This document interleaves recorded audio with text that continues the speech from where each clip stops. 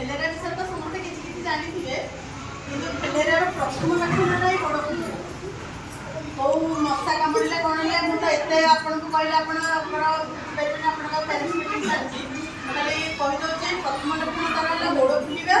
ଆଉ ତ ଗୋଡ଼ ଫୁଲିଲେ ଟୋଟାଲ୍ କମିବନି, ଜ୍ୱର ହେବ, ଗୋଡ଼ ହାତ ଘୋଳା ବିନ୍ଧା ହେବ, ଜମା ସେ କମିବନି। ଆମର ଏଇଥିପାଇଁ ଏଇ ପ୍ରୋଗ୍ରାମଟା ଆରମ୍ଭ ହେଇଛି ଯେ ଯେମିତି ଫେଲେରିଆ ଆଉ ଆମର ରହିବନି। ବର୍ଷକୁ ଥରେ ଏ ମେଡ଼ିସିନ୍ ଆମର ଦିଆହେଉଛି ମେଡ଼ିକାଲ ତରଫରୁ। ଦିଦିମାନେ ଆସିଲେ ସବୁ ପିଲାଠୁ ଆରମ୍ଭ କରି ଛୁଆମାନେ ସମସ୍ତେ ଖାଇବେ। ମାଆ ମାନଙ୍କ ପ୍ରଥମ କର୍ତ୍ତବ୍ୟ ହେଲା ମାନେ ଅଧିକାଂଶ ଭାବନ୍ତି ଯେ ଏଇଟା ଖାଇଲେ କାଳେ ରିଆକ୍ସନ୍ କରିବ, ବାନ୍ତି ହେବ କି କ'ଣ ହେବ, ଏଇଟା କୌଣସି ରିଆକ୍ସନ୍ ନାହିଁ। ଆମେ ତ ସେ ମେଡ଼ିସିନ୍ ଖାଉଛୁ, ଆଗ ମେଡ଼ିକାଲ ତରଫରୁ ତାକୁ ପରୀକ୍ଷା କରାହେଲା ପରେ ମେଡ଼ିସିନ୍ ଦିଆହେଉଛି। ପିଲାମାନେ ପ୍ୟାରେଣ୍ଟସ୍ ଖାଉଛନ୍ତି।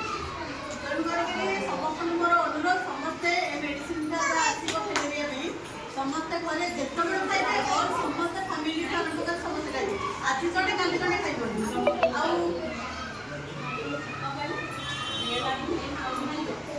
ଆଉ ଫେଲେରିଆରେ ଦୁଇଟା ଗୋଡ଼ ଏକାବେଳେ ଫୁଲିବନି, ଗୋଟେ ଗୋଡ଼ ଆଇଦର ଫୁଲିବା ଆଇଦର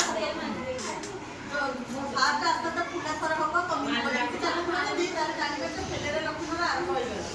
ଆଉ ସବୁଠି ପାଇଁ ମେଡ଼ିସିନ୍ ଅଛି, କିନ୍ତୁ ଫେଲେରିଆ ଆପଣ ଅପରେସନ୍ କଲେ କି ଯାହା ବି କଲେ ସେୟା କରୁଛନ୍ତି। ଥରେ ଆରମ୍ଭ ହେଲା ବୋଲି ସେ ଫୁଲି ଆସ୍ତେ ଆସ୍ତେ ଚାଲିବେ। ଆଉ ସେଇ ମଶା ବି ଏଣ୍ଟର ଫ୍ୟାମିଲିରେ କାହାର ବାଇଚାନ୍ସ କାହାର ବି ନ ହେଇଥାଉଛି, କିନ୍ତୁ କାହାର ବି ଆଜି